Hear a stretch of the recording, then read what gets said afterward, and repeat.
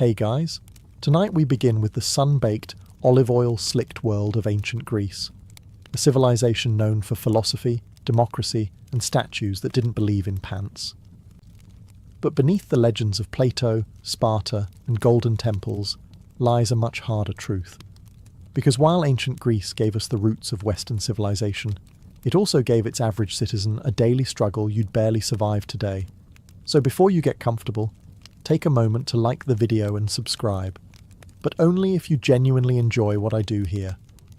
And let me know in the comments where you're tuning in from and what time it is for you.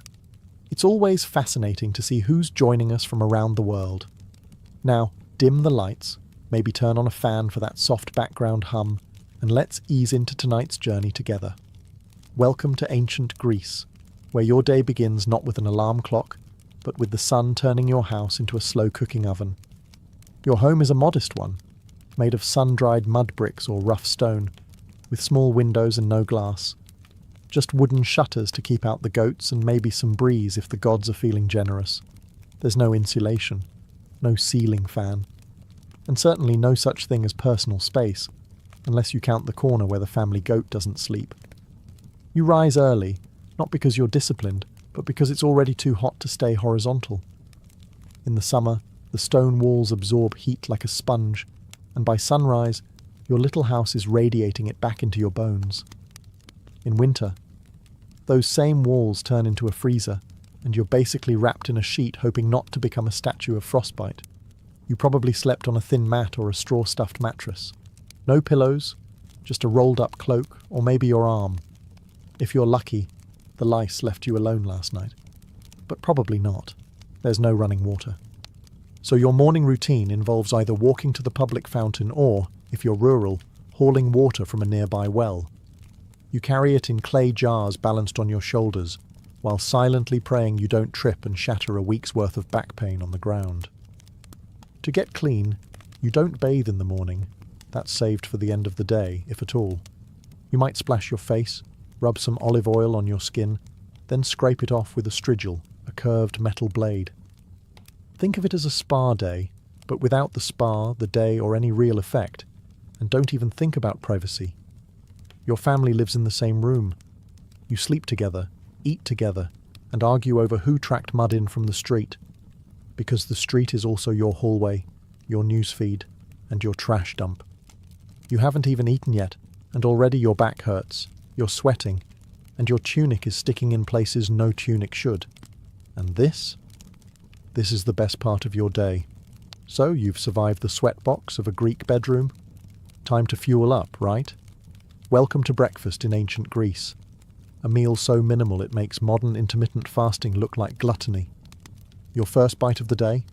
Barley bread. Stale, dense, and about as exciting as the dirt it was baked near. It's called maza, made from ground barley mixed with water, shaped into flat cakes, and left to bake either on hot stones or in the ashes of last night's fire. Think ancient granola bar, but without sweetness, texture, or joy. You might dunk it in watered-down wine, because, surprise, the water isn't always safe to drink. There's no filtration system, no boiling, no Brita pitcher in your clay pantry. So instead, everyone, from kids to elders, gets a cup of oinos mixed with water. Not for the buzz, but for survival. If you're wealthy, maybe you get a fig or two, some olives, or a smudge of goat cheese. But let's be honest, you're not wealthy. You're lucky if your bread isn't crawling with yesterday's flies and doesn't crack a tooth when you bite it. No coffee, no eggs, no fruit bowl, no honey, unless you live near a decent beekeeper and know how to bribe them. And don't expect to sit and relax. Meals are fast. No chairs, no forks, and certainly no mindful eating. You chew, you nod, and you get back to work. Oh, and if you're a woman, you don't even eat with the men. In many households, women and children eat separately, often after the males are done. So not only is the food bad, you also get to wait your turn to be disappointed. The irony: ancient Greeks are the same people who gave us symposiums, banquets, and poetic odes to wine. But breakfast? That's not worth a line of verse. It's utilitarian, dry, often literally burnt. and yet you chew through it like a champion, because it's the only thing standing between you and a full day of sun, labour, and arguing philosophers. Bon appétit. Just try not to crack a molar. Now that you've choked down your stale barley brick and a splash of wine water, it's time to freshen up, or more accurately, fail to. Because in ancient Greece, hygiene wasn't so much about cleanliness as it was about ritual and oil. And soap? That's a fantasy reserved for future centuries. Your morning bath usually involves pouring cold water over your body at the public fountain or courtyard basin, unless you're lucky enough to live near a bathhouse, which most people don't. There's no shampoo, no minty body wash, and no sponge unless you stole one from a sponge diver in the Aegean. Instead, you turn to olive oil. Yes, oil. You rub it into your skin, not to moisturize, but to collect the dirt and sweat. Then, you scrape it off using a strigil, a curved bronze blade that leaves you less greasy, but still a little questionable. Imagine slathering yourself in salad dressing and then shaving it off. That's your skincare routine. And if you think that sounds glamorous, just remember, everyone else is doing it too, often in communal settings, naked, loudly. Hygiene is social in ancient Greece. Privacy is not. Now let's talk teeth. There are no toothbrushes, no toothpaste. Maybe you rub your gums with crushed charcoal or rinse with vinegar if you're fancy. But mostly, you chew on a twig and hope for the best. Dental hygiene is more about divine mercy than routine care. Body odour? Ubiquitous. Deodorant doesn't exist, but perfumes do, for those who can afford them. So you might dab a little myrrh or rose oil on your neck, right before walking 5 miles in sandals through the Athenian heat. The result? A uniquely Greek blend of musk, dust, and desperation. Laundry? Rare. Clothes are washed by beating them against stones in the river. If you're poor, your tunic probably hasn't seen water since last festival season. In short, hygiene in ancient Greece isn't about looking or smelling good. It's about appearing moderately less revolting than yesterday. The oil and scrape method helps, but only so much when you're sweating in a tunic under a sun that's trying to kill you. So yes, ancient Greece gave us democracy, philosophy, and architecture. But a decent shower, still waiting. Now that you've oil scraped your way into a new day, it's time to get dressed. And spoiler alert, your ancient Greek wardrobe is minimal at best and comically impractical at worst. You've got 2 options, a chiton or a himation, both basically oversized linen rectangles that you wrap and pin with a brooch or tie with a belt. It's not tailored, it's not fitted, and it absolutely wasn't designed with windy days in mind. One wrong breeze, and suddenly your whole philosophical outlook is on display. Forget underwear, it's not a thing. And bras don't exist. So unless you're a Spartan woman trained to sprint and wrestle, you're just hoping your pins hold and no one notices your wardrobe shifting like a loose curtain. Now, let's talk footwear. If you're lucky, you own a pair of leather sandals. If not, you're barefoot. And that means a full day of walking on sun-baked stone, goat-trodden dirt, and whatever the local market has squished into the roads.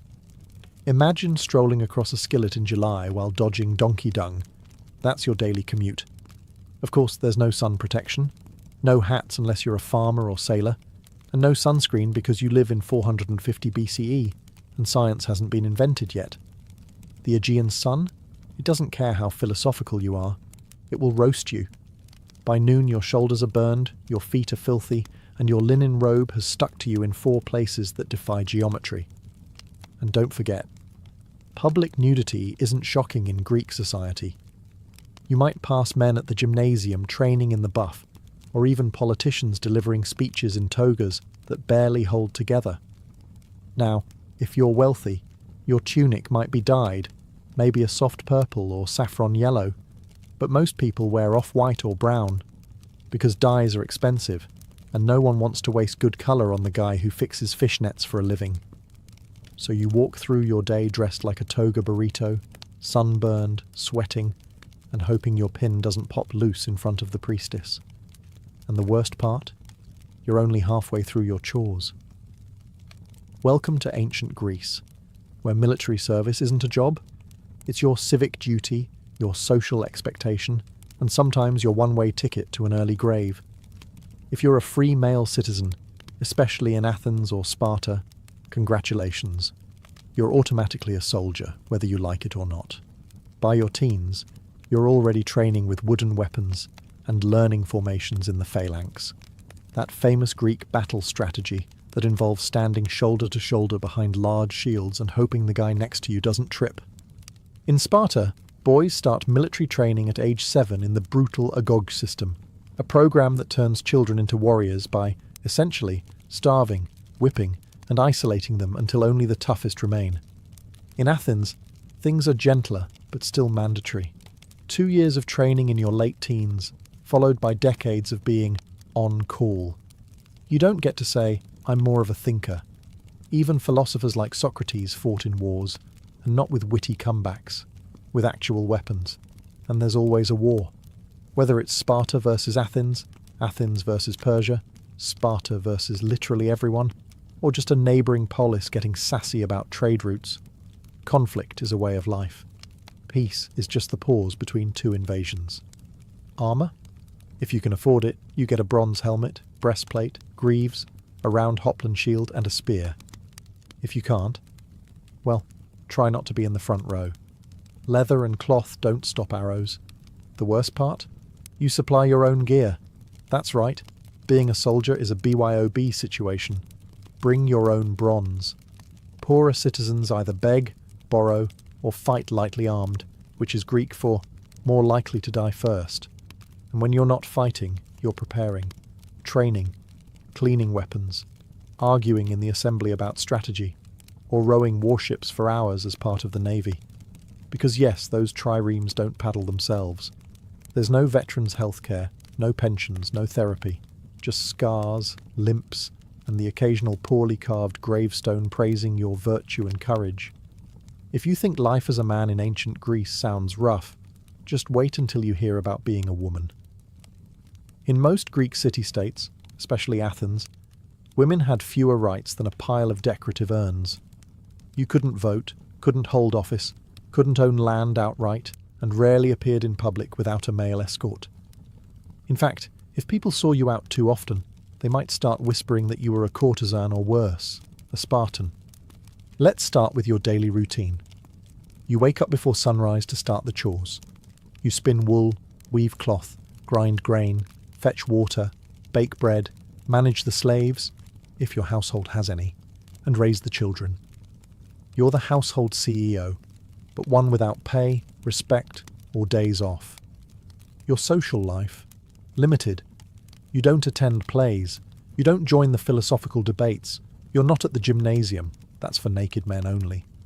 You're confined mostly to the gynoeceum, the women's quarters, and your contact with the outside world consists of glimpses through latticework windows. Education? If you're lucky, you might learn to read a bit, but mostly you're trained in domestic duties. Philosophy? Rhetoric? Geometry? That's for the boys.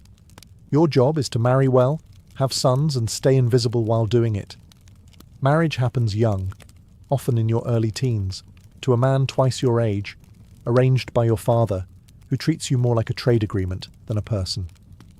Love is optional. Dowries are mandatory, and when you do have children, your primary value becomes your womb. Now, Sparta was the exception. Spartan women were famously more liberated. They were educated, exercised in public, and could own property. But before you envy them too much, remember, their freedom came from a state-sponsored obsession with warfare and eugenics. Your main job as a Spartan woman? Give birth to strong warriors or face disgrace. And if your husband dies? You can't inherit much. You can't remarry without permission, and your options shrink faster than your social circle. You're stuck, legally, socially, and often physically. So yes, the Greeks worshipped powerful goddesses, Athena, Artemis, Hera, but real women. They were expected to stay quiet, stay home, and stay out of sight. Ancient Athens is hailed as the birthplace of democracy, and yes, technically that's true.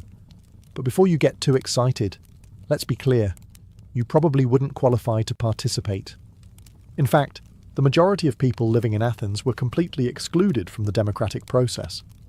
To vote in the Athenian Ecclesia, assembly, you had to be male born to Athenian parents, a citizen, over 18.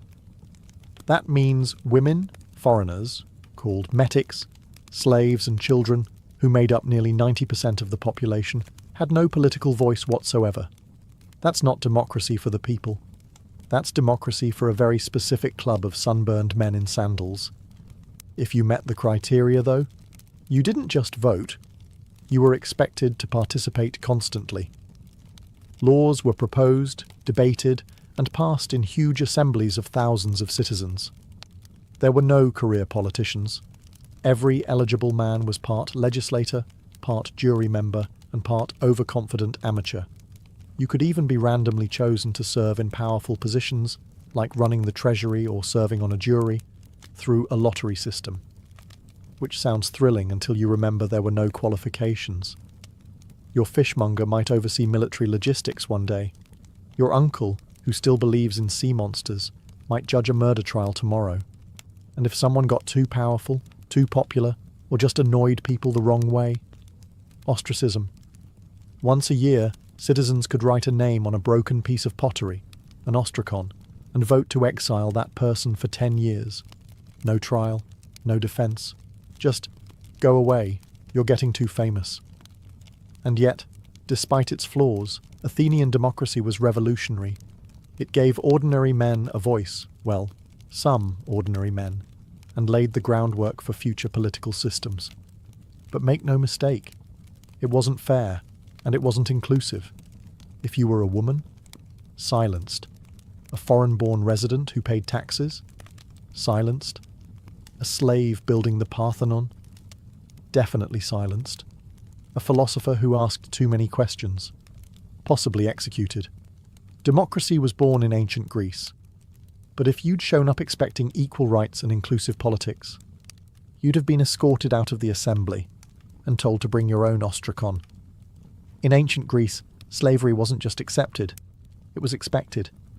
Even modest households had at least one slave. Not because the family was wealthy, but because slavery was so deeply woven into society that it felt as normal as sandals and sunburn. The idea that someone might not own another human being, practically unthinkable. Slaves weren't a specific race or ethnicity. They came from conquered lands, Thracians, Scythians, Syrians, and even fellow Greeks from the wrong city-state at the wrong time. Some were born into slavery, others were prisoners of war, a few were kidnapped and sold. It was a thriving, brutal market, and business was always good. If you lived in Athens, your slave likely did everything. Cooked your meals, fetched your water, cleaned your home, cared for your children, carried your shopping, and stood silently during dinner.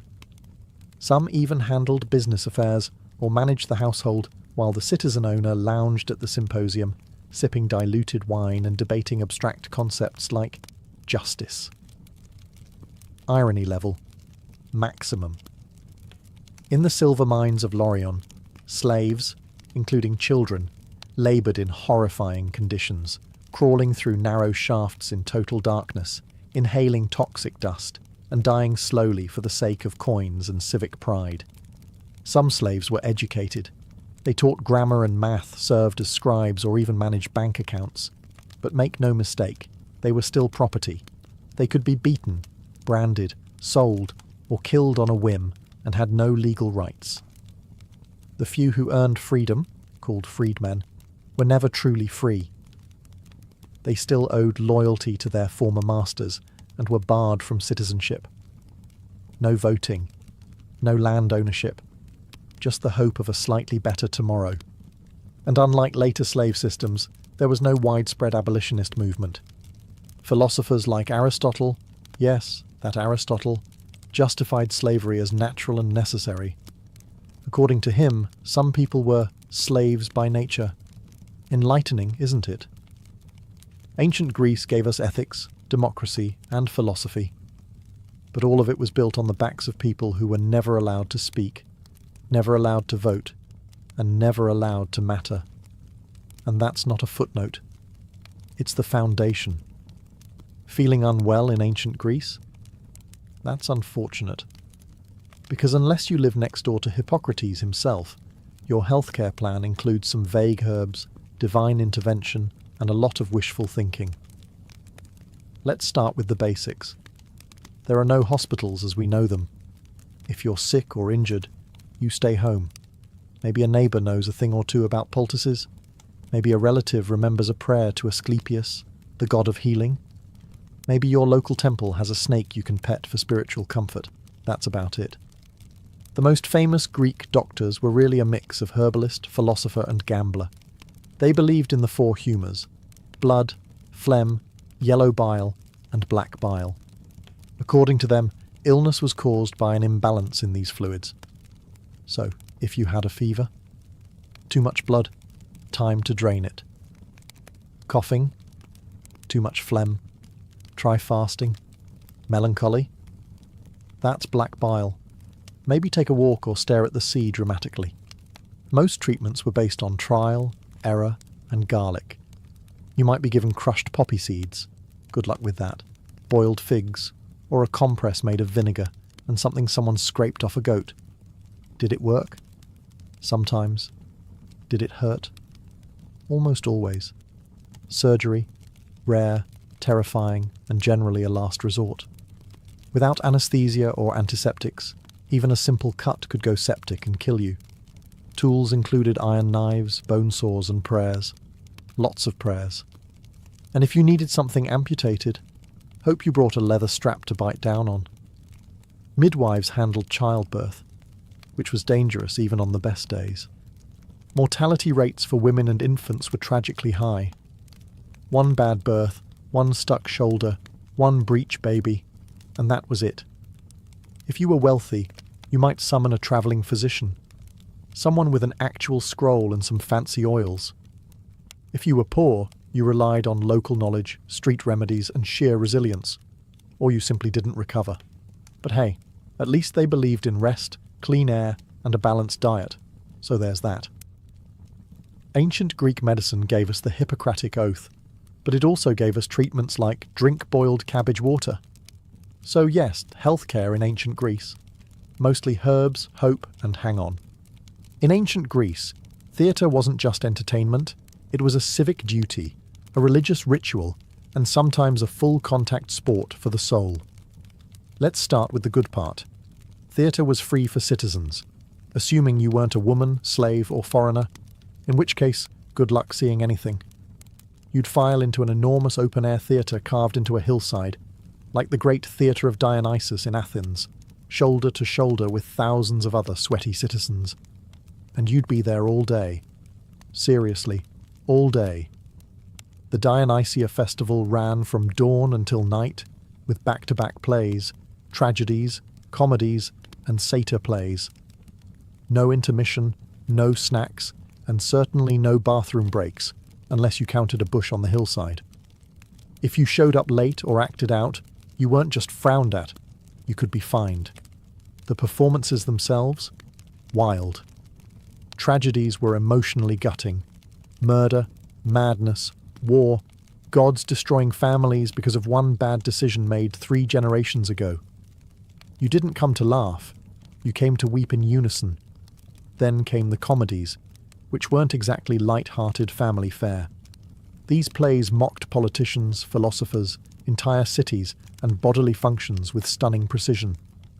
Imagine if Saturday Night Live and a college debate had a baby, then dressed it in a giant phallic costume and sent it on stage. Actors wore towering masks, platform shoes, and exaggerated costumes. All male, of course, even for women's roles. The chorus sang, danced, and shouted commentary, like an ancient Greek version of Twitter, only louder and wearing tunics. And this wasn't passive viewing. The audience was loud. They booed, hissed, threw things, and argued mid-performance. Theatre was democracy with stage lights. If the play offended you, you let them know. If it moved you, you shouted, wept, and maybe re-evaluated your life.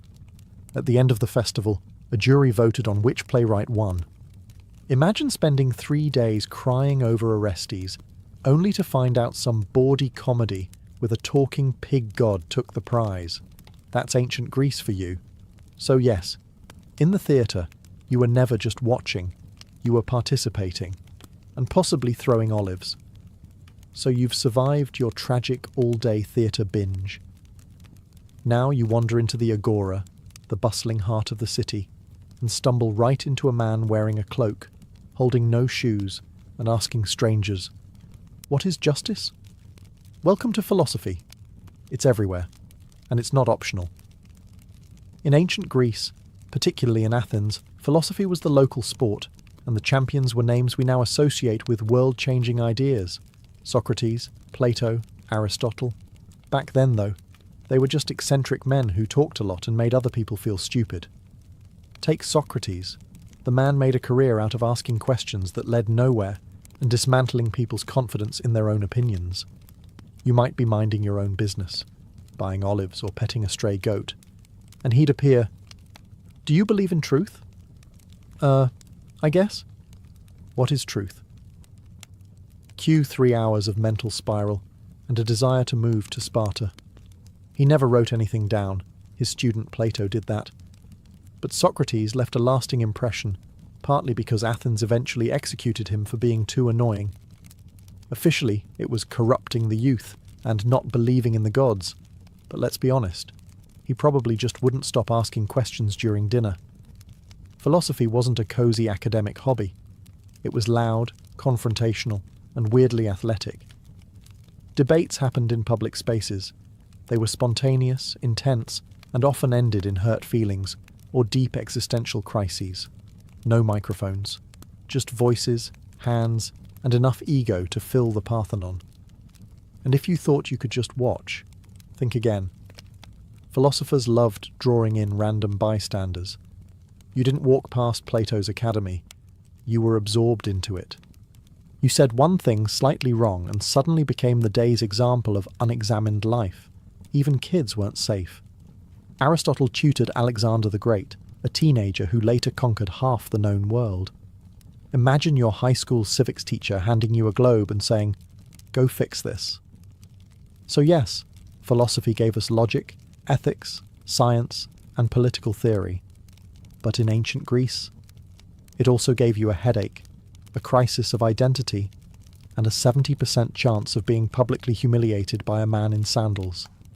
So, you've made it in ancient Athens. You're well-spoken, clever, politically active. People like you. Maybe too much. That's your first mistake. Because in Athens, being too popular could get you kicked out of the city for 10 years. Not arrested, not fined, just gone.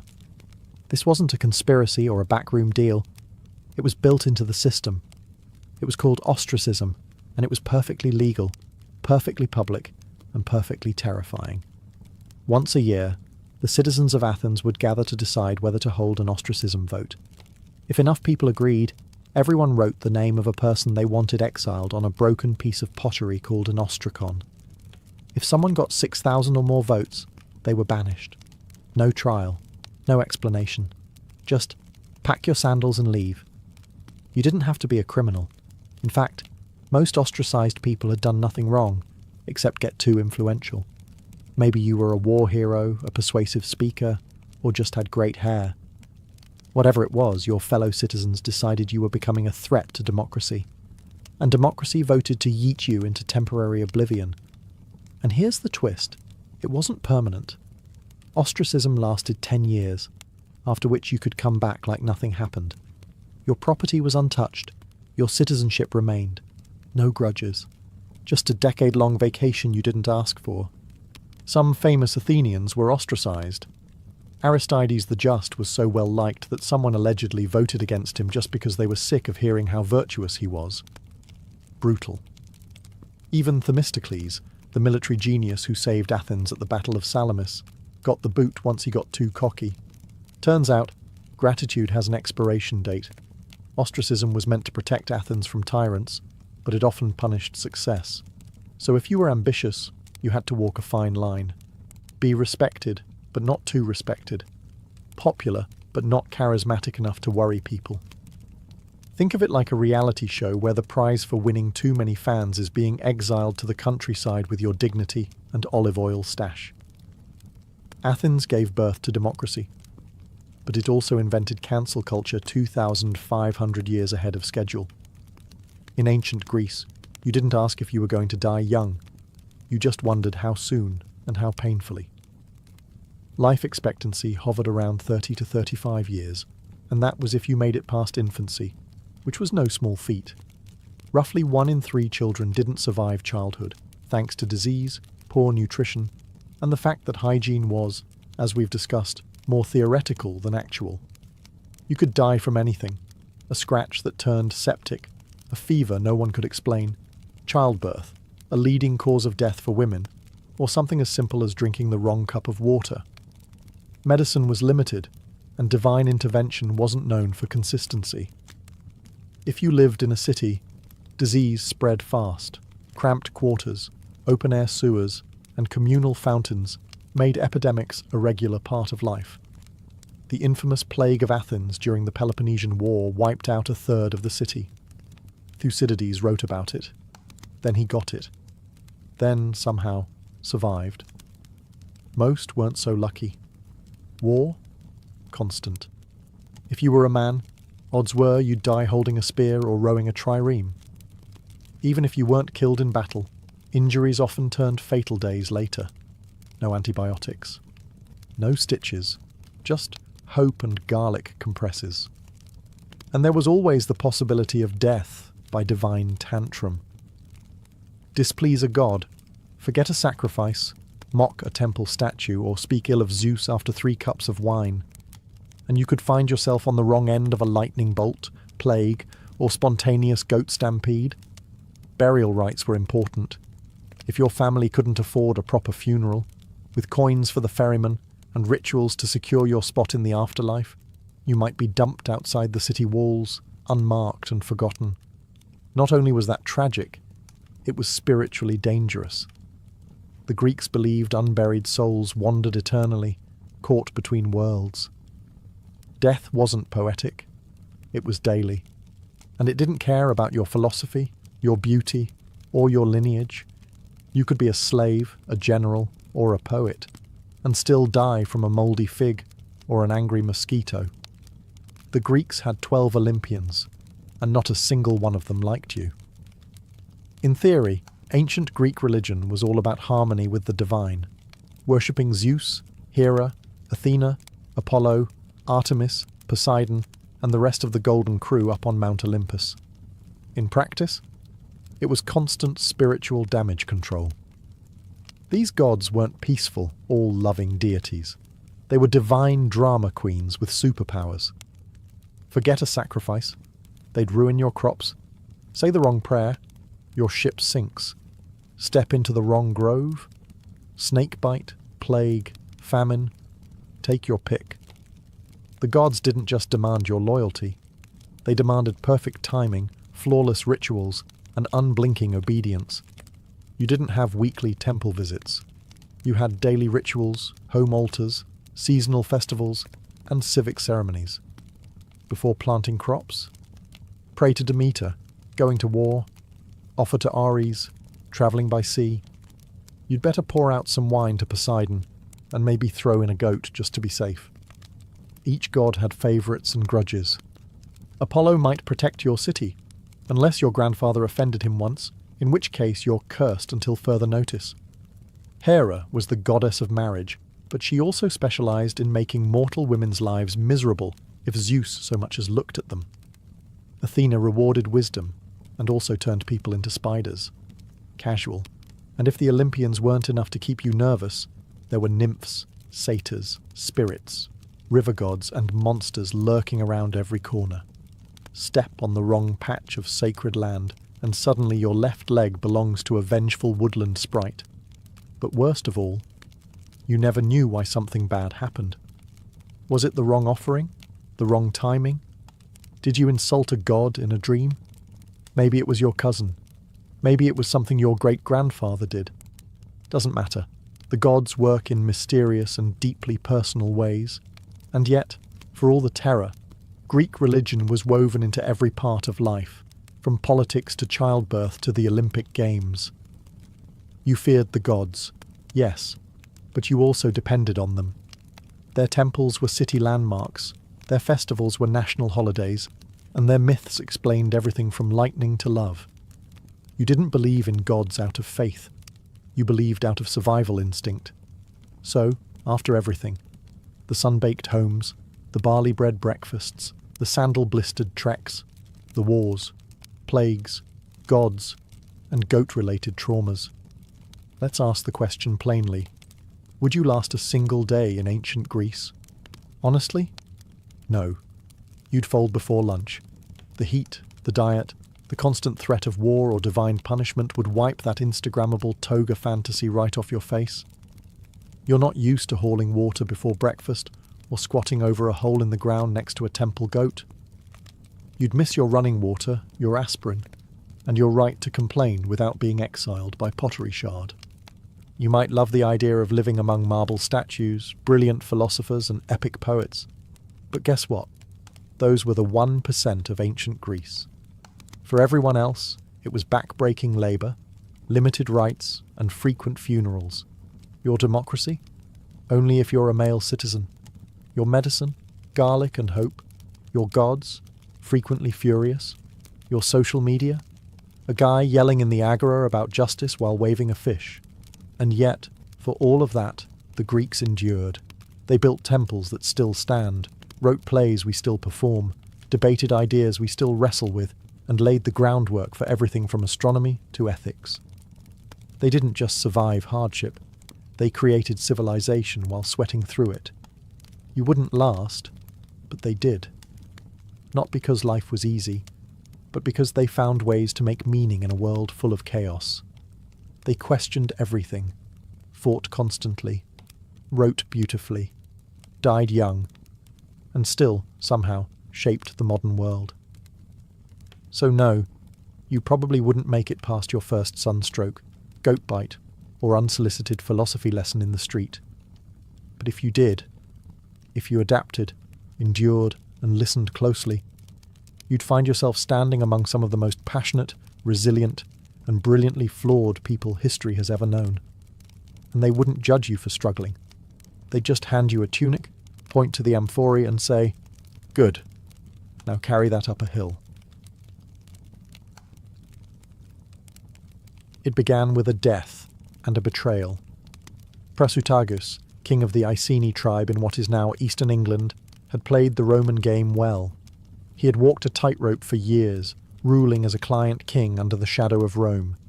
He had wealth, autonomy, and peace, so long as he stayed useful to the empire. But when he died around 60 AD, he left behind a will that was meant to protect his people. He named the Roman emperor as co-heir alongside his 2 young daughters, hoping this gesture of loyalty would secure their safety and sovereignty. He was wrong. Rome did not honour the will. Rome didn't negotiate. Rome took. Without hesitation, the Roman authorities annexed the Iceni kingdom outright. Their soldiers stormed in and claimed everything: lands, livestock, homes, and treasures. But the theft of wealth wasn't the worst offence. It was what they did next that turned a political insult into a personal hell. They flogged the queen, Boudica, in public. Not just to humiliate her, but to send a message. You are nothing. And if that wasn't enough, they violated her daughters in front of her. This wasn't just a crackdown. It was psychological warfare, the kind meant to break a people's spirit. But it didn't break Boudica. It forged her. Rome believed it had crushed a minor tribal woman beneath its boot. What it had done was awaken a lioness, a queen who would take her pain and reshape it into vengeance, a mother whose rage would soon set cities ablaze, a woman who would remind Rome that even empires bleed. Word of the atrocity spread quickly through Britannia. Other tribes listened. They remembered their own humiliations, their own land losses, their own sons killed in Roman campaigns. Rome thought the tribes divided, scattered. But in that moment, they had one thing in common.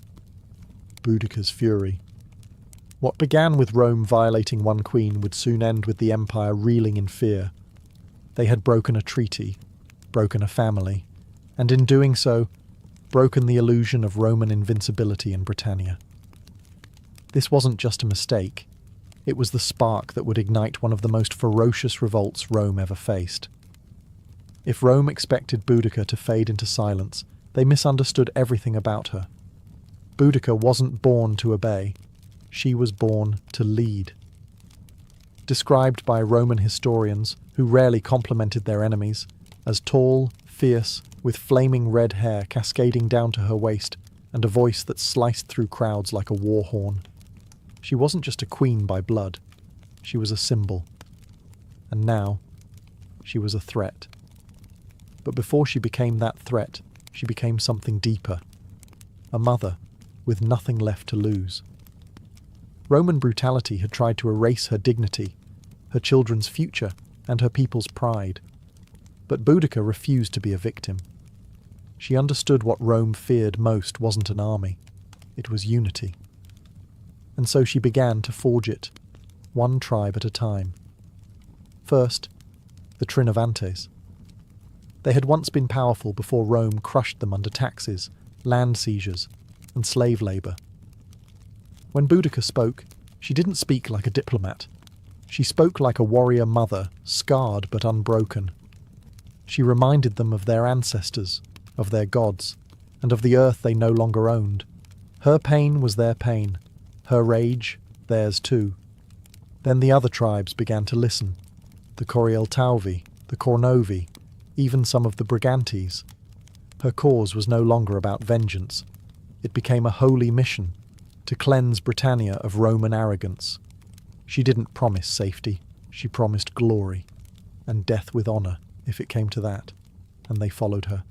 Because she did not stand behind her warriors, she rode among them, spear in hand, hair loose to the wind, eyes locked on the future. She called out the names of the raped, the enslaved, the executed. She summoned gods like Andraste, the Celtic war goddess, as her witness. And her warriors believed her when she said the gods would fight with them.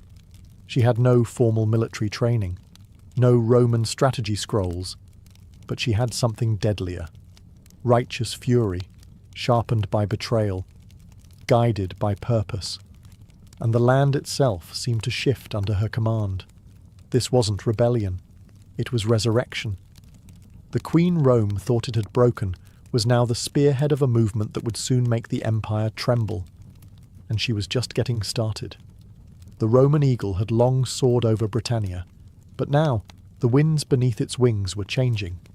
Boudica's fury wasn't a wildfire, it was a storm building with terrifying purpose. And storms need fuel. That fuel came from the thousands of Britons who had waited years, generations even, for someone to defy the empire. Someone to speak not in Latin, but in blood and iron. She gave them that voice. It started with war councils held under sacred groves and moonlit hills. Boudica didn't sit on a throne. She stood in the dirt with her people. She listened to the anger of tribal elders, to the sorrow of mothers, and to the chants of druids who saw omens in the sky. They all spoke of one truth. Rome had pushed too far. Now it was time to push back. Warriors from the Trinovantes brought spears, slings, and ancient battle chants. The Iceni added cavalry, swift riders with wild hair and war paint, fierce and fearless. Other tribes joined with axes, blades, and torches. Even women took up arms, inspired by their queen. This wasn't just an army forming, it was a resurrection of Celtic identity. But Rome had trained legions, professional soldiers, armoured, disciplined, and lethal. Boudica had to make up for that with numbers, knowledge of the land, and something Rome could never teach, hatred forged in humiliation. Soon, Boudica's army swelled to tens of thousands. Farmers became warriors, hunters became assassins. Former Roman slaves and mistreated tribal allies switched sides. These weren't soldiers who fought for pay. They fought for memory, revenge, and the right to raise children without chains. She gave a speech, her first of many, Roman historians would later record her words, albeit with their bias. But what echoes through time is clear. She vowed to win or die. There would be no surrender, no submission, no turning back.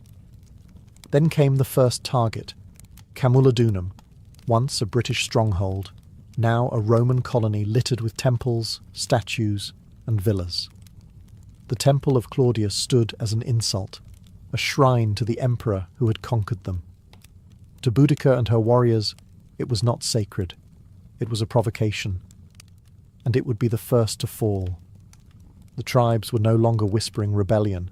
They were marching toward it, armed with fury, and led by a queen who refused to kneel. Camulodunum never stood a chance. The once proud Roman colony had become a symbol of everything Boudica's people despised. Its streets echoed not with tribal chants, but with Latin commands. Its buildings rose atop sacred ground, and towering over it all was the Temple of Claudius, a marble mockery built with forced labour, praising the emperor who had subjugated the Britons. To Rome, it was a monument. To Boudica, it was a target. She gave the order. What followed wasn't a siege, it was an execution. Her army descended like a tidal wave. Roman settlers, many of them veterans who had bullied and taxed the local tribes, were caught off guard. The city had no proper walls. The few Roman soldiers stationed there were poorly prepared, expecting peace, not war. They tried to hold the temple, barricading themselves inside, believing it could endure a siege. It didn't. Within 2 days, Boudica's forces breached it. The streets ran red. They spared no one. Men, women, and children were slaughtered. Boudica's war wasn't just military, it was personal. Her warriors destroyed Roman statues, burned villas, and turned their rage onto the very symbols of occupation. The temple was set ablaze, its roof collapsing in a firestorm that lit the sky for miles. Survivors were rare, and those who did escape carried tales of horror that chilled Roman blood. The fury wasn't random. It was deliberate. These were people who had seen their homes taken, their gods mocked, their daughters sold. Now they were reclaiming what had been stolen, with interest. Roman officials sent pleas for help to Governor Suetonius, who was hundreds of miles away in Wales, suppressing another rebellion. But by the time he heard of Camulodunum's fall, it was already ash and smoke, a colony destroyed, its citizens dead, and the flame of rebellion rising higher. Boudica didn't stay to celebrate. There was no time. She knew Rome would respond, and hard. So she pressed on, knowing that each victory brought her momentum. Her next destination was a city larger, richer, and even more vulnerable. Londinium. If Rome hadn't taken her seriously before, they would now. Camulodunum was the beginning. But it wasn't revenge yet. Not until the empire's beating heart in Britannia felt the fire. Londinium was the jewel of Roman Britannia. Founded just 17 years earlier, it had grown into a thriving hub of trade and administration. Merchants from across the empire filled its markets. Officials conducted imperial business under tiled roofs. Wealth flowed through its streets like water. But as Boudica's army marched ever closer, that wealth turned into panic. Governor Suetonius, having rushed back from Wales with a small force, arrived just ahead of the rebellion. He looked at Londinium, crowded, sprawling, defenceless, and made a brutal decision. He abandoned it. The Roman legions stationed elsewhere were too far to help. Suetonius couldn't risk his limited troops in a city that couldn't be defended. So he withdrew, taking with him those who could flee. He left behind the old, the sick, the stubborn, and those too slow to believe a woman-led army could bring down Rome. They would learn otherwise. Boudica's forces swept into Londinium like a thunderclap. There were no walls to scale, no gates to breach. The city was open and she made it bleed. Her warriors tore through streets with the rage of generations. They didn't loot, they didn't occupy, they eradicated. The killing was systematic. Roman citizens were dragged from their homes. Entire families were butchered. Some were impaled, others burned alive in temples. No quarter was given, and no Roman symbol was spared. Villas were torched.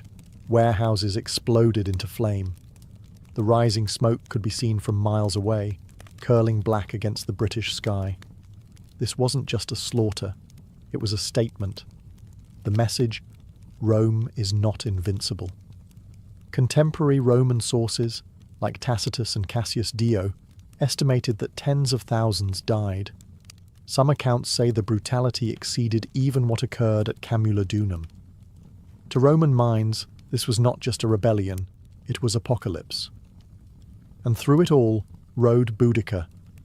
She did not hide behind commanders. She led. On chariot, flanked by her daughters, she watched as the empire's pride crumbled beneath her. This wasn't senseless violence. To her, it was justice for what Rome had done. To her family, her people, her land. And she wasn't finished. Because ahead of her stood another Roman centre, Verulamium. And beyond that, Rome's full retaliation. Rome had faced rebellions before. It had fought wars across continents. But never had it seen anything quite like Boudica. She wasn't a general trained in tactics. She didn't speak Latin. She didn't wear polished armour. Yet she had burned 2 Roman cities to the ground and butchered thousands, citizens and soldiers alike. And now, as Verulamium, a prosperous Romanized town northwest of Londinium, went up in flames, the empire began to panic. Word of her rampage had reached the Roman Senate. Emperor Nero himself reportedly considered withdrawing entirely from Britannia. Imagine that. An empire that spanned from the deserts of Africa to the mountains of Germania considering retreat because of one woman with a chariot and a cause. That's how much she terrified them. In truth, Boudica's power wasn't just in her army. It was in what she represented. Rome saw itself as unshakable, its cities as eternal, its rule as destiny. But here was a Celtic queen, once beaten and humiliated, now leading a revolt that had reduced entire Roman settlements to ash. Every new city she burned wasn't just a tactical victory, it was a psychological blow. Verulamium followed the same fate as Camulodunum and Londinium. It was rich, Romanized, and completely unfortified. Boudica's warriors slaughtered the inhabitants, destroyed temples and levelled Roman infrastructure. Archaeological evidence today still shows a thick layer of ash beneath the modern town, a fire that raged with such intensity it left a scar in the earth. But here was the paradox. With each victory, Boudica's war machine grew heavier. Her army swelled, but supply lines thinned. Organisation faltered. Drunk with success, some tribes grew careless. And Rome, known for its resilience, was regrouping. Governor Suetonius wasn't idle. He had retreated, yes, but not surrendered. He began gathering reinforcements, pulling battle-hardened legions from across the province. He sought the high ground, studied the terrain, and prepared for one decisive battle. Still, even with Roman strength rebuilding, there was one lingering fear in every soldier's heart. Could they stop her? Because Boudica wasn't just waging war, she was rewriting the story of conquest. And she was proving, city after burning city, that Rome could bleed and queens could strike back. The final confrontation was coming, and the empire held its breath. The fire had spread as far as it could. Now, the storm had to face steel. Governor Gaius Suetonius Paulinus had chosen his battlefield carefully. He wasn't just any Roman officer. He was a survivor. While Boudica's warriors celebrated their victories, Suetonius was calculating. He selected a narrow defile, a tight space bordered by forest and hills, where Boudica's numerical advantage would count for little. His army was small, maybe 10,000 strong, but every man was a trained killer, forged in the discipline of the legions. Boudica's force, on the other hand, was immense. Some sources claim up to 200,000 warriors marched under her banner. But they weren't soldiers.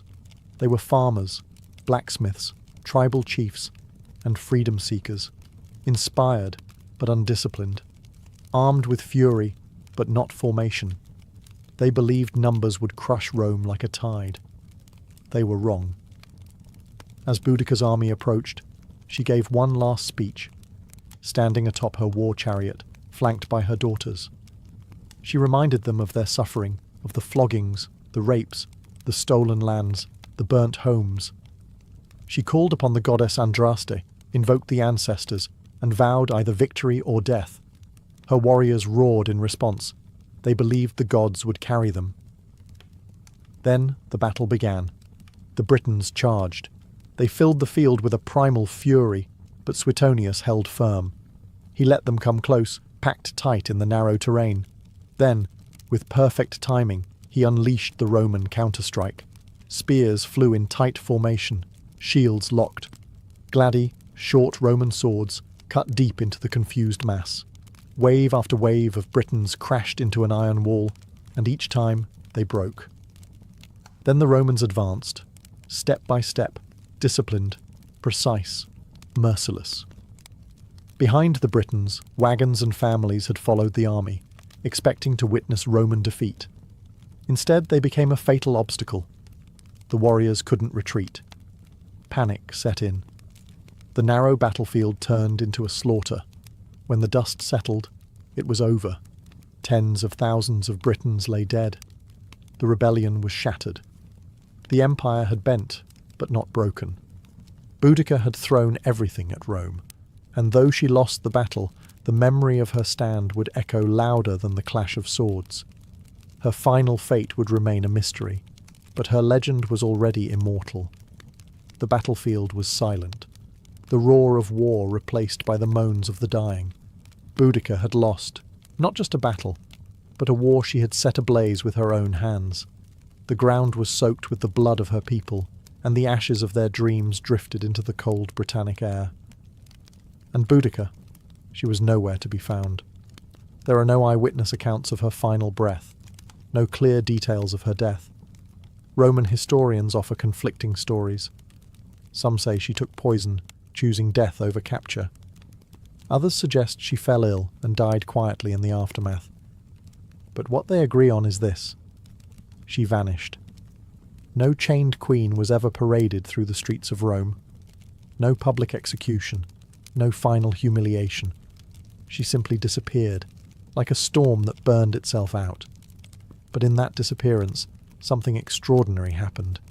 She became more than a queen. She became myth. Rome, shaken and humiliated by the scale of her rebellion, tried to bury the memory, but it was too late. Boudica had become a name whispered in tribal songs and echoed in the sacred groves. To the Britons, she was not a defeated rebel. She was a martyr, a goddess of war and vengeance, a mother who had stood against the world's most powerful empire and made it bleed. Even among the Romans, there was reluctant respect.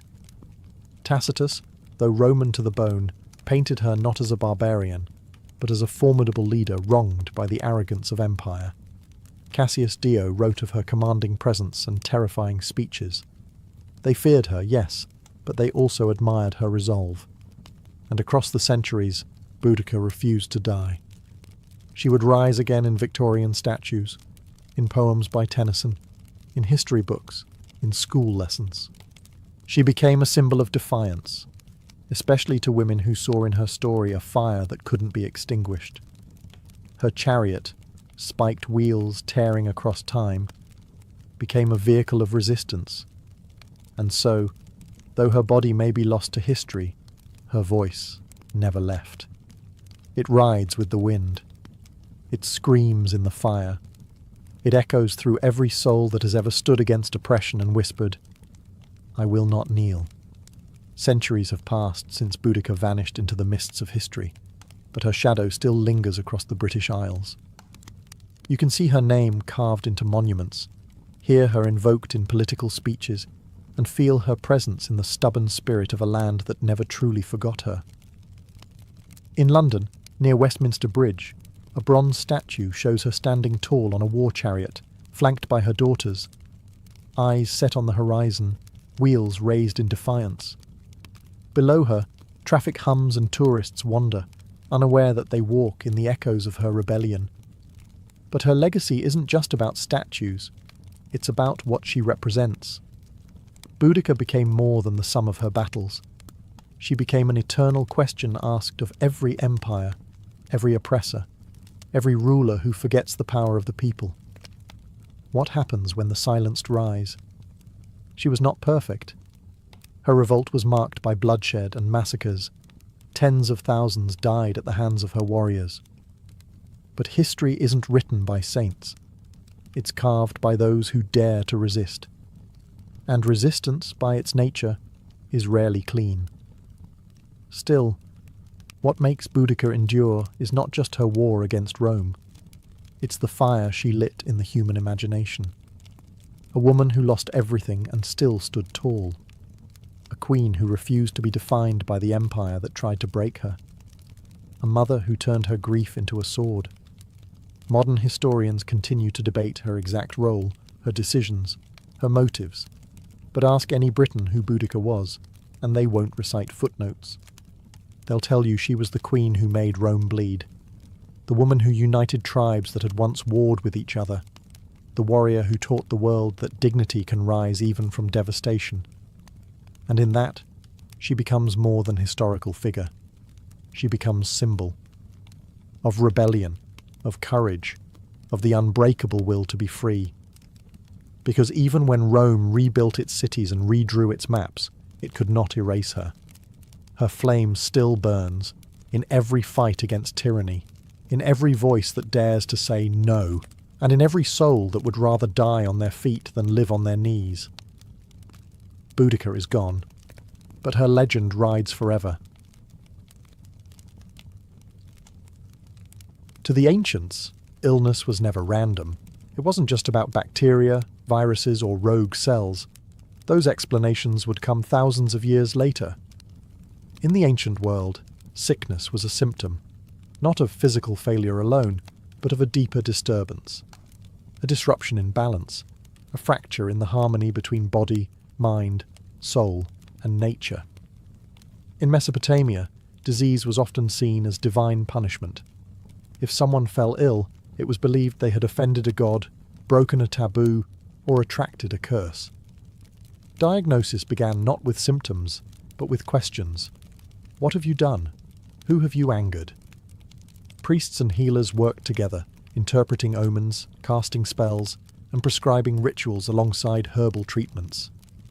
In ancient China, balance took on a more systematic meaning, through yin and yang and the 5 elements. Health was the state of equilibrium between opposing forces. Too much heat or cold, dryness or moisture would throw the body off. Practitioners of traditional Chinese medicine didn't just treat a cough. They asked when it started, what time of day it worsened, what emotions accompanied it. Healing was holistic. Herbs, acupuncture, and dietary changes were all tools to rebalance the inner cosmos. In Greece, the physician Hippocrates rejected the idea of gods punishing people with disease, yet he too saw health as harmony. His theory of the 4 humours, blood, phlegm, yellow bile, and black bile, dominated Western medicine for centuries. Each humour was linked to a temperament and an element. An excess or deficiency of one would cause both physical symptoms and personality shifts. A melancholic person, for instance, was said to have too much black bile. Across cultures, one thread remained the same. Health meant wholeness. Not just the absence of pain, but the presence of balance. Whether it was the Ayurvedic concept of doshas in India, or the belief in spiritual possession in African healing traditions, ancient people understood that the human being was not isolated. We were part of nature, and nature, when disturbed, pushed back. So, when ancient healers laid hands on the sick, they weren't just looking for physical signs, they were listening for imbalance. And they believed that to heal someone, you had to treat the invisible forces just as carefully as the visible wounds. In the land of pyramids and pharaohs, medicine was both science and sorcery. Ancient Egyptian healers, called SWNW, were not merely physicians. They were sacred intermediaries between the body and the divine. Their medical practices were surprisingly advanced and yet deeply entwined with ritual and magic. To the Egyptians, the body could bleed, bruise, and break, but its ailments were never purely physical. The spirit, the gods, and even the afterlife played a role in every sickness. Much of what we know comes from medical texts like the Ebers Papyrus, dated around 1550 BCE. This ancient scroll contains hundreds of remedies for everything from toothaches to tumours. Egyptian doctors performed surgeries, set fractures, treated infections, and drained abscesses with copper tools sterilised by fire. They knew how to check pulses, how to observe urine and faeces for diagnosis, and how to use a wide variety of herbs, many still in use today. But no treatment began without the blessing of the gods. Thoth, the god of wisdom, was believed to have gifted humanity the secrets of healing. Sekhmet, the lion-headed goddess of war and plague, was both feared and prayed to. She could unleash epidemics or grant recovery. Spells were often recited over a patient as herbs were applied. Words held power. Incantations weren't empty phrases. They were medicine in sound form. One of their greatest tools was honey. It was used as an antiseptic long before bacteria were understood. Wounds were bandaged with it, sometimes combined with resin or lint. Garlic and onions were prescribed for heart health. Castor oil served as a laxative. Even mouldy bread was pressed into infected wounds, a primitive antibiotic, centuries ahead of its time. Egyptian doctors treated not only commoners, but also royalty. Their skills were respected across borders. Neighbouring civilizations would seek out Egyptian physicians for difficult cases. They were, in a way, early specialists. Some focused on the stomach, others on the eyes, or even on spiritual afflictions. But in all their knowledge, there was no separation between the physical and the sacred. A fever might come from the Nile's mosquitoes, or from an angry ghost. Healing the body meant pleasing the gods, purifying the soul, and restoring divine balance. To the ancient Egyptian, a healer's true role wasn't just to cure the illness, it was to restore cosmic order. Long before modern medicine emerged, India was already writing its own story of healing, one that viewed the human body not as a machine, but as a reflection of the cosmos. This ancient system is known as Ayurveda, a Sanskrit word meaning the science of life.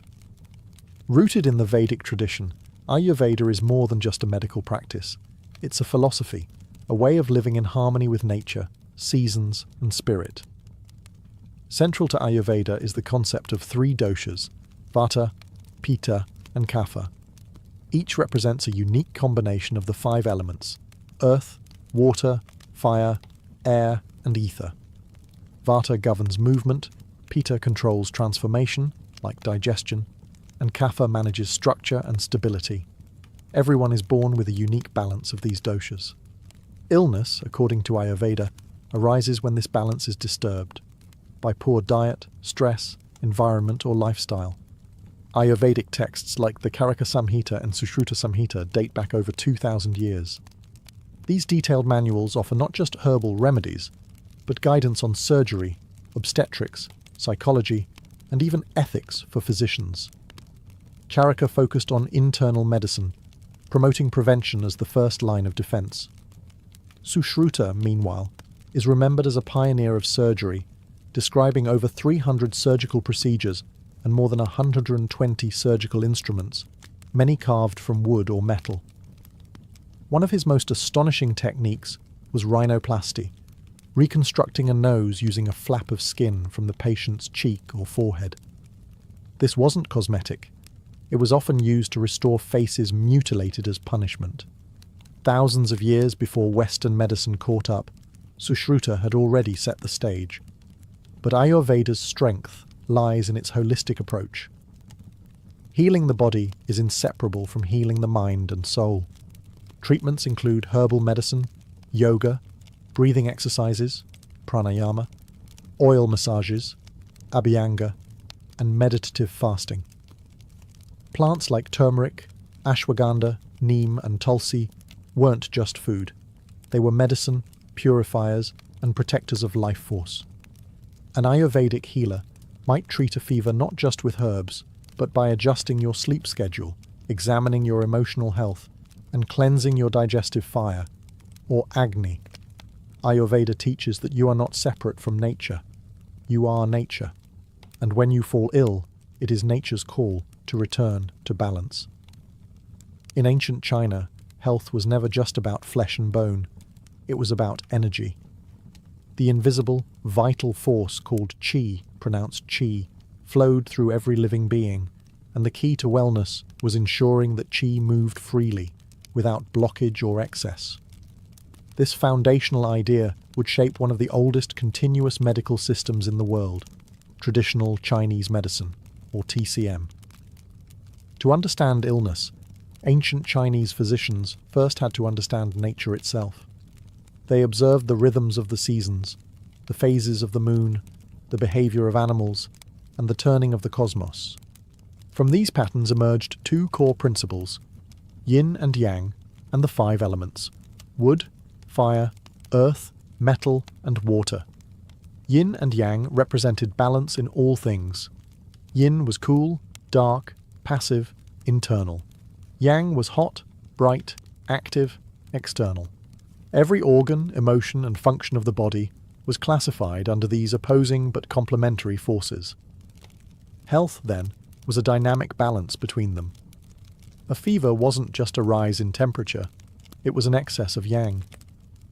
Fatigue might signal a depletion of yin. Diagnosis was an art. Physicians didn't rely on tools, they relied on the senses. They examined the tongue, felt the pulse at multiple positions, listened to the tone of the voice, and asked questions about dreams, emotions, and bowel movements.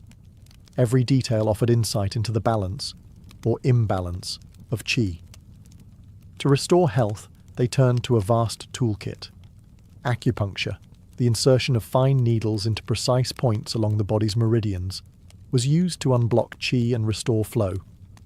Moxibustion, the burning of the mugwort herb near these points, was used to warm and stimulate circulation. Cupping, herbal formulas, qigong exercises, and strict dietary adjustments all played vital roles. The ancient text Huangdi Neijing, or the Yellow Emperor's Inner Canon, compiled around 2,000 years ago, remains the foundation of TCM today. It didn't just list diseases, it explored causes, prevention, and lifestyle.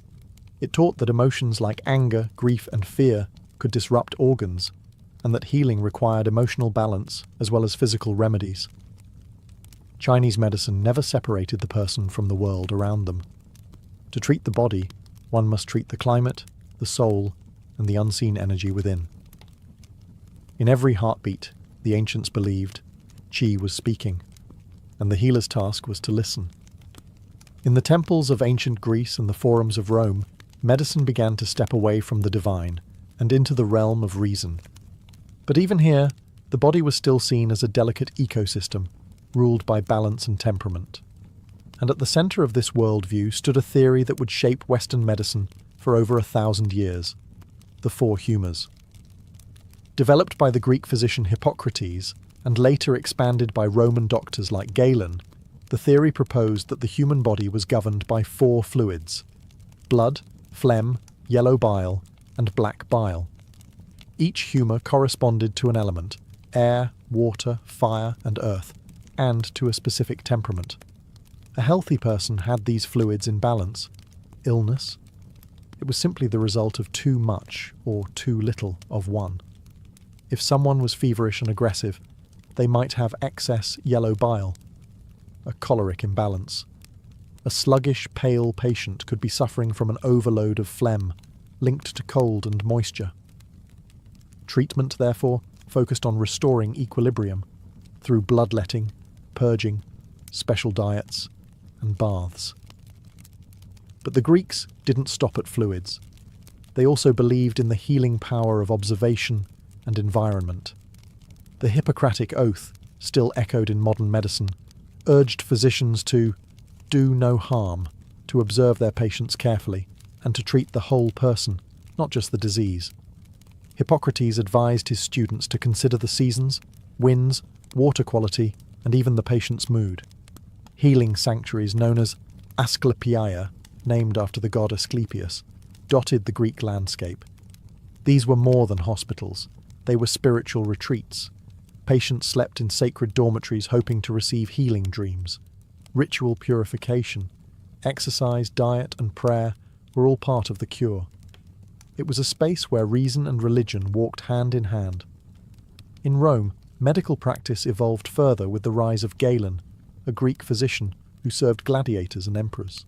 He performed dissections on animals to understand anatomy, wrote hundreds of medical texts, and helped standardize humorism across the empire.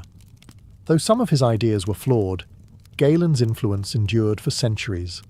Greco-Roman medicine, for all its mystical origins, began pushing toward a new idea: that the human body was a system. Complex, yes, but knowable. And if understood correctly, it could be brought back into harmony, not through gods alone, but through reason, ritual, and the careful art of healing.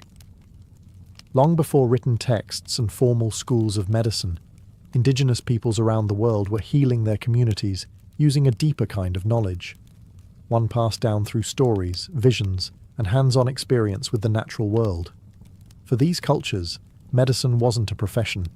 It was a way of life, woven into daily rituals, seasonal rhythms, and sacred ceremonies. Among Native American tribes, healers were known as medicine men and women, but their role extended far beyond physical treatment. They were spiritual guides, storytellers, counselors, and keepers of ancestral knowledge. Illness was seen as a disruption in the person's relationship with nature, with the tribe, with the spirits, or with themselves. Healing required more than herbs. It required reconnection. Plants were central to this practice. From the Cherokee to the Lakota, each tribe held encyclopedic knowledge of the land: what root to chew for pain, what leaf to brew for fever, what bark to crush for wounds. Sage, cedar, sweetgrass, and tobacco were sacred, used in smudging rituals to cleanse body and spirit. Yet medicine was never just about the ingredient. It was also about intention, ceremony, and respect. Healers often worked in tandem with spiritual forces. They conducted sweat lodges, vision quests, and drumming circles. Illness could be caused by a breach in taboos, spiritual possession, or even soul loss, a condition where part of the individual's essence had fled due to trauma. In such cases, rituals like soul retrieval were performed, calling the spirit back through chanting, dancing, or guided trance. The same deep reverence for nature is seen in indigenous traditions across the globe. In the Amazon rainforest, shamans rely on powerful plant medicines like ayahuasca, a hallucinogenic brew used not for recreation, but for healing insight. They believe the plants themselves are teachers, revealing the roots of suffering through visions. In Aboriginal Australia, bush medicine includes herbs, clays, and rituals passed down through the dream time, the ancestral era that still guides Indigenous identity. Healing here is about balance between body, land, ancestors, and songlines. These systems were never written in books. They lived in the songs, dances, and landscapes of the people. To Indigenous healers, modern medicine may have its machines and laboratories, but the earth has always been the first pharmacy. And healing is not about defeating disease, it's about remembering who we are. Across every ancient civilization, regardless of language, geography, or belief system, there was one constant: the conviction that healing required more than herbs and surgery. It required spirit. Whether illness was seen as divine punishment, soul imbalance, or a breach with sacred forces, ancient people believed that true healing began in the unseen world. And the doorway to that world was ritual. In Mesopotamia, long before the rise of formal medicine, people turned to exorcists and priests to battle illness. Diseases were believed to be caused by malevolent spirits or offended gods. Clay tablets reveal detailed healing rites, where chants were whispered as poultices were applied. Special figurines were buried beneath houses to ward off sickness. Rituals weren't separate from treatment. They were the treatment. In ancient Egypt, no physician worked without invoking the gods. Before applying honey to a wound or bandaging a limb, the healer often recited prayers to Thoth, god of wisdom, or Sekhmet, goddess of healing and wrath. Illness wasn't just a physical attack, it was a cosmic imbalance. Healing meant realigning the patient with Ma'at, the principle of truth, order, and harmony. In many African traditions, healers called Ngangas or Sangomas used drumming, dancing, and divination to diagnose and cure. They spoke with ancestors, summoned spirits, and often entered trance-like states to travel the spiritual realm on behalf of their patients. Herbs were important, but the unseen world was always consulted first. Even in classical Greece, ritual played a role. In the Asclepiaea, sacred healing temples, patients underwent rituals of purification, fasting, and prayer. At night, they slept in enkoimateria, dreaming beneath statues of Asclepius, the god of healing. These dreams were interpreted by temple priests to guide treatment. Ritual wasn't superstition. It was structure. It gave shape to suffering, a language to pain, and a sense that the illness had meaning. Through symbolic acts, people could transform fear into hope, isolation into connection, and chaos into control. And more than that, it reminded them that they were not alone. Even today, science studies the placebo effect, the power of belief, the healing impact of intention. The ancients didn't need the data. They already understood. Sometimes, a word spoken in reverence can heal deeper than any blade, because not all wounds are visible, and not all medicine is made of matter. When we think of ancient surgery, we often imagine crude tools, trembling hands, and unbearable pain.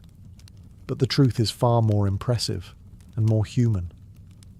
Across the ancient world, surgery was practiced with surprising precision. These early healers didn't have anesthesia, X-rays, or antiseptics. But they had skill, courage, and a remarkable understanding of the body, earned through generations of observation, trial, and often brutal necessity. In India, the Sushruta Samhita, written over 2,000 years ago, detailed more than 300 surgical procedures. Its author, Sushruta, is considered the father of surgery. He described techniques for removing tumours, setting bones, repairing hernias, and even reconstructing noses, a form of plastic surgery. His tools were sharp, varied, and carefully categorized: forceps, scalpels, probes, and needles, many made of iron or stone. Sushruta emphasized hygiene, surgical preparation, and the importance of understanding anatomy through dissection. Though this was often limited to animals, his surgical wisdom spread far beyond India, influencing both Islamic and Western practices centuries later. In ancient Egypt, surgical knowledge blended with ritual. Papyrus texts reveal procedures for stitching wounds, treating dislocated limbs, and draining abscesses. Tools like bronze knives, bone saws, and cauterizing rods have been found in tombs. They even practiced trepanation, cutting a hole in the skull to relieve pressure or treat head injuries. Amazingly, many skulls show signs of healing, meaning the patients survived. Trepanation wasn't limited to Egypt. In pre-Columbian Peru, archaeologists have discovered hundreds of trepanned skulls, often from warriors wounded in battle. Some surgeries were shockingly successful. In certain regions, over 80% of patients survived, based on bone regeneration. These early surgeons may have used coca leaves or fermented maize beer to dull pain, along with herbal antiseptics. In the Greco-Roman world, Galen advanced surgical techniques by studying injured gladiators and dissecting animals. His insights into the nervous system and vascular pathways laid foundations for later anatomy. Roman military surgeons treated wounds on the battlefield with efficiency, using cautery, clamps, and ligatures. While surgery was always dangerous, it was also respected. It was the domain of those brave enough to cut into life itself, hoping to draw health from pain. These weren't butchers, they were artists of the blade. And though their knowledge was incomplete, their legacy lives on every time a scalpel is raised in healing, not harm. Today, we live in a world of digital diagnostics, robotic surgeries, and genetic mapping. We can scan a body in seconds and send prescriptions across oceans with a tap. And yet, in the quiet corners of modern medicine, the whispers of the ancient world still echo. You can find Ayurveda in yoga studios, Chinese herbal formulas in pharmacy aisles, and indigenous smudging ceremonies held in hospitals to honour patients' traditions. Medical students still take a version of the Hippocratic Oath, pledging to do no harm, just as their Greco-Roman predecessors once did. In operating rooms, we use precision tools that trace their lineage back to Sushruta's iron instruments. Concepts like holistic care, preventative medicine, and mind-body connection, now cornerstones of integrative health, are rooted in the wisdom of ancient civilizations who saw healing not as a task, but as a relationship. Even modern science has come full circle. Research increasingly confirms what the ancients believed, that stress, isolation, and emotional trauma can weaken the immune system, disrupt sleep, and cause physical pain. Meditation, once a spiritual discipline, is now studied for its effects on brain health. Forest bathing, derived from Shinto and indigenous nature practices, is prescribed for anxiety. And the placebo effect, healing powered by belief, continues to puzzle researchers who once dismissed it. It's easy to see ancient medicine as outdated. Superstition, folklore, primitive guesswork. But when we look closer, we see something profound. A worldview that treated illness not just as a broken machine, but as a disruption in being, a signal that something, somewhere, was out of harmony. And that idea still matters, because medicine isn't only about treatment, it's about meaning, about comfort, about being seen and understood. The ancients knew this instinctively. Whether they used chants, needles, leaves, or blades, they understood that healing was sacred. Today, as we push further into the future of biotechnology, artificial intelligence, and personalized medicine, perhaps we are not leaving the ancient world behind. Perhaps we are returning to it, with new tools, but the same human heart.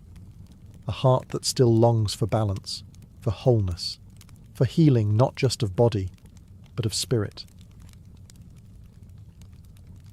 Her name drifts through history like a half-remembered melody, Sappho.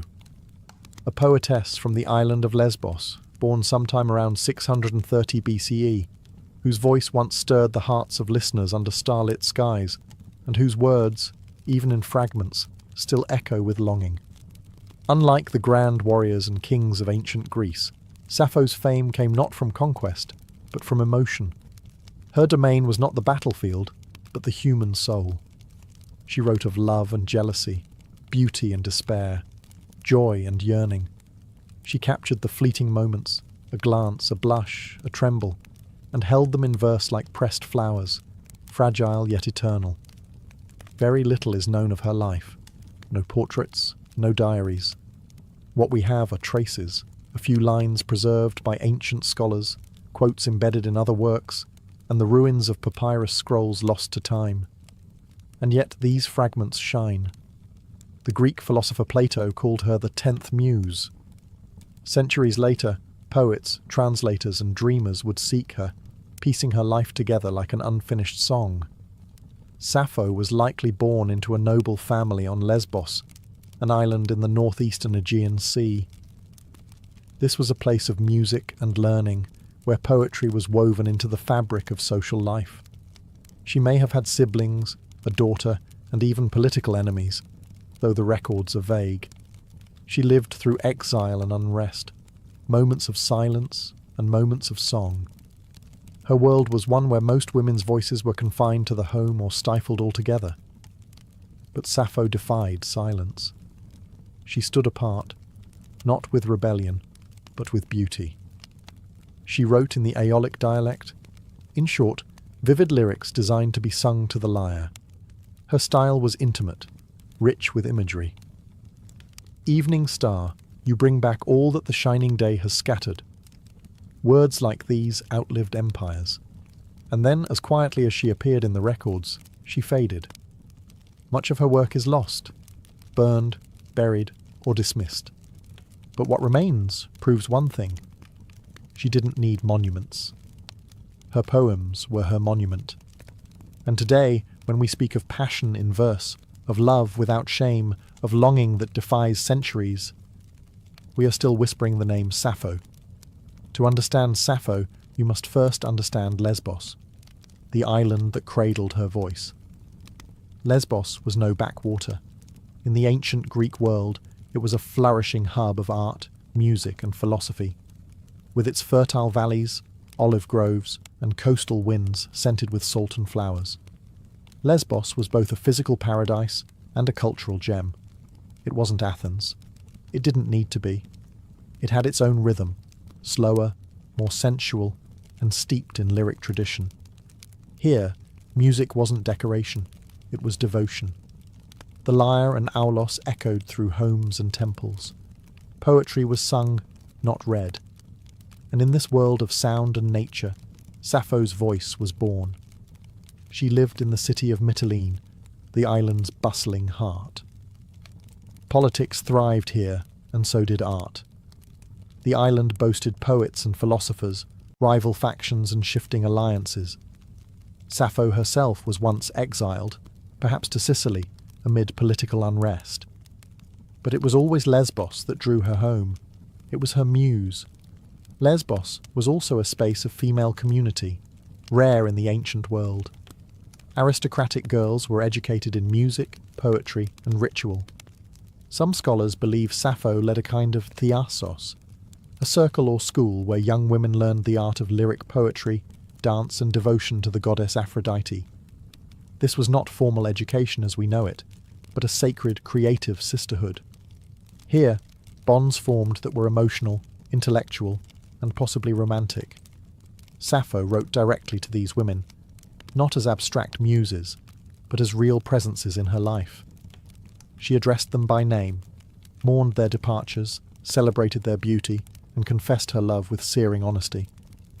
In one fragment she writes, "I have not had one word from her. I beg you, bring her back to me." These lines don't come from myth or theatre. They come from a lived world, a circle of women singing by lamplight, weaving emotion into song. And though time would later distort her legacy, framing it with scandal or speculation, Lesbos was the soil from which her truth grew. Not just a location on a map, but a cultural cradle of passion, artistry, and female expression. Sappho didn't just live on Lesbos. She became Lesbos, its breath, its heart, its voice. In an age when the great epics of Homer praised gods and heroes, and men filled scrolls with battles and conquests, Sappho wrote about the heart. She didn't sing of war, she sang of a trembling hand, a shy glance, a voice that made her body shiver. She was one of the first poets in Western history to write in the first person, I, not just narrating events but feeling them. And what she felt was love, longing, jealousy, tenderness, and desire. Most astonishing of all, she wrote as a woman, to women, about women. In ancient Greece, a woman's voice was often confined to the home, or silenced entirely. Public life, literature, politics, philosophy, these belonged to men. But Sappho stepped outside those walls, not with rebellion, but with rhythm. Her poetry did not demand space, it created its own. A private universe where emotion was not weakness, but power. And within that space, she did something radical. She named the women she loved. She didn't reduce them to symbols. She didn't speak in metaphor alone. She remembered their laughter, their perfume, the way they braided their hair. In one fragment, she describes the sensation of seeing a beloved. He is equal to the gods, that man who sits beside you, who listens to your sweet voice and watches your lovely laughter. Oh, it makes my heart beat fast. Here, Sappho is the onlooker, watching the woman she adores speak to another. Her jealousy is quiet, aching, deeply human. In just a few lines, she captures the full weight of unrequited love, something every listener, then or now, can understand. Her words carried the erotic, but never the vulgar. She wrote of sensuality with the care of a painter, the curve of a neck, the softness of sleep, the way moonlight touched skin. She didn't separate beauty from intimacy. They were one. Because of this, later centuries often misunderstood or censored her. Some tried to erase her queerness. Others mythologized her heartbreak into tragedy. But none of that diminishes the truth of her voice.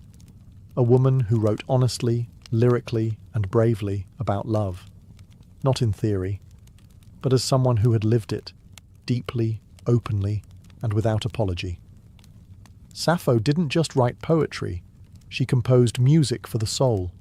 Her verses were never meant for silent reading. In ancient Greece, poetry was alive. It was sound, breath, vibration. Sappho's form was the lyric, short and intensely personal, meant to be performed with a lyre, a small stringed instrument cradled in the lap, plucked gently while the voice carried the words like a breeze over the sea. This was the heart of lyric poetry, and it's where the word lyrical comes from. The poetry wasn't epic. It didn't tell long tales of war and gods. It was intimate, emotional, and immediate. The lyric was a whisper, a confession, a love letter sung beneath fig trees or in candlelit rooms.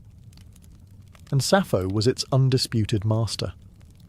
Her poems were crafted in Aeolic Greek, a regional dialect rich in softness and rhythm.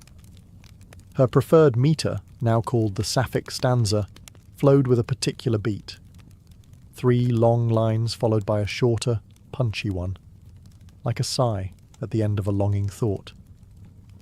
It was subtle and musical, like the rising and falling of breath during a quiet moment between lovers. She would have performed these songs surrounded by women, students, companions, maybe even priestesses. These gatherings, possibly ritual or educational in nature, were also spaces of freedom, spaces where emotion, song, and body were not fragmented but whole. Through these performances, Sappho trained others in the art of composition, creating not just poems, but a culture. We can only imagine what it sounded like. The soft twang of strings, the clear rise of her voice, the stillness of listeners hanging on each syllable. Many of her poems open not with statements, but with questions or invocations, like the start of a conversation or a prayer. Come to me now, O golden-throned Aphrodite, and free me from hard care. These were poems that reached up, to gods, and inward, to desire. And yet, they feel surprisingly modern. You could set them to music today, and they'd still stir something raw and real. Sappho turned poetry into song. And in doing so, she reminded the world that emotion is music, that every heartache, every thrill of touch or tremble of voice deserves a melody. And hers is one still echoing, centuries later. For every line of Sappho's poetry we have today, dozens, perhaps hundreds, are lost. What remains are fragments, shards of emotion and sound, phrases ripped from their original songs, drifting across time. Some are complete stanzas, others are mere whispers, a single word, a sliver of longing, a closing thought without a beginning. And yet, even these broken pieces pulse with life, like embers glowing in the ash of something once brilliant. Why did so much vanish? Time, war, and deliberate destruction. Sappho's works were once collected into 9 volumes, organized in the famed Library of Alexandria. These were likely copied and recited throughout the classical world. But with the fall of that library, much of ancient literature was lost. Later, as Christian influence rose, many works deemed pagan or immoral were suppressed, neglected, or intentionally burned. Sappho's poetry, filled with passion, especially same-sex love, made her a target. By the medieval period, she became a ghost. Her name survived, but her voice was nearly silenced. Only through quotations by other authors, preserved in grammars, commentaries, or philosophical works, did bits of her poetry escape extinction. These fragments were often cited for their style or vocabulary, not for their emotional force, yet the feelings still bled through. Then came the papyri. In the late 19th and early 20th centuries, Archaeologists digging in the sands of Oxyrhynchus, Egypt, uncovered thousands of scraps of ancient manuscripts, among them torn and faded lines of Sappho, bits of songs that had not been seen for over 1,000 years. More discoveries followed. In 2004, a nearly complete poem was found on a papyrus wrapped around a mummy in Germany. Each recovery felt like a resurrection, and yet so much remains missing. We read her today in echoes. What we long for is not just what she wrote, but what she might have said if history had let her speak without interruption. Still, there's something hauntingly fitting in this survival through fragments. Sappho wrote about impermanence, about fleeting moments, about beauty that slips through the fingers like sand. And so perhaps it is appropriate that her poetry arrives to us not as a monument, but as a mystery, a puzzle pieced together by lovers of language, of music, of the heart. A voice once drowned in fire, still burning. Sappho's poetry was too honest to escape judgment. In her lifetime, she was admired, celebrated even, as a master of lyric poetry. Plato called her the 10th muse, placing her among the divine. Yet, as centuries passed and cultures shifted, her legacy became twisted, silenced, or scandalized, depending on the times. Why? Because she wrote about love, and not the kind history was comfortable remembering. Much of her poetry centers on deep affection and desire for women. She praised their beauty, mourned their absence, confessed jealousy, and celebrated their intimacy. In her world, this was not strange. In the cultural setting of Lesbos, especially among aristocratic women, close emotional and possibly romantic bonds were accepted, even honoured. But later generations, especially under Roman, Christian, and Victorian values, struggled with this. Rather than confront her truth, they rewrote her story. Medieval scribes ignored her. Renaissance translators softened her language. Victorians labelled her a tragic romantic, heartbroken over a man, even inventing the myth that she leapt to her death from a cliff over the love of a ferryman named Phaon, a tale that appears nowhere in her authentic work. This invented story served a purpose: to erase her queerness, to make her pain more palatable, her desires more conventional.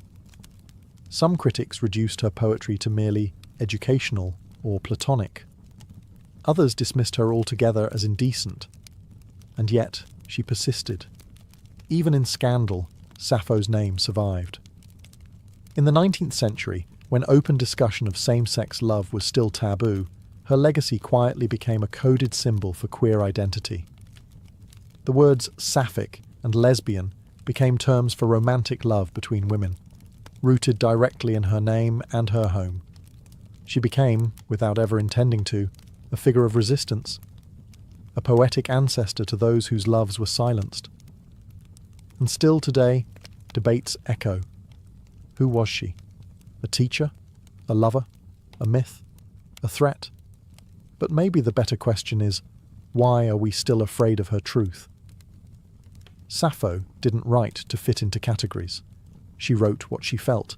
She named beauty, confessed longing, and lived through verse. Her scandal wasn't in her actions, it was in her honesty. She dared to write desire. And for that, history tried to muffle her voice. But it never could. If there was one divine presence that hovered over Sappho's life and work, it was Aphrodite, goddess of love, beauty, and irresistible desire. To Sappho, Aphrodite wasn't just a myth. She was a muse, a confidant, even a kind of companion in moments of passion and heartbreak. Many of Sappho's most powerful verses are not just about love, they are prayers to Aphrodite, invocations, pleas, arguments made in verse when the weight of longing became too much to bear. In her most famous surviving poem, Ode to Aphrodite, Sappho doesn't simply praise the goddess. She speaks to her directly, almost like a friend who's heard this pain before. Come to me now, if ever you have answered my voice in the past. Free me from hard care. Fulfill all that my heart longs to achieve. There is no shame in this vulnerability, no fear in expressing desire. Sappho's love is never portrayed as sinful or weak. It is divine, something sacred enough to bring a goddess down from the heavens. In the ancient world, Aphrodite wasn't just about romance. She ruled over attraction, seduction, the chemistry between bodies, the ache of separation. To call on her was to recognize that love could wound just as much as it could thrill. Sappho captured that duality perfectly. She didn't idealize love. She lived inside its contradictions. She wrote of its sweetness and its sting, its beauty and its cruelty. In another poem, she writes, "Love shook my soul like the wind on the mountain troubling the oak trees." Here, love isn't gentle, it's violent, elemental, something that tears through the self without asking permission. By placing Aphrodite at the center of her emotional world, Sappho elevated longing into something mythic. Her poems blurred the line between the personal and the divine, between everyday emotion and cosmic force.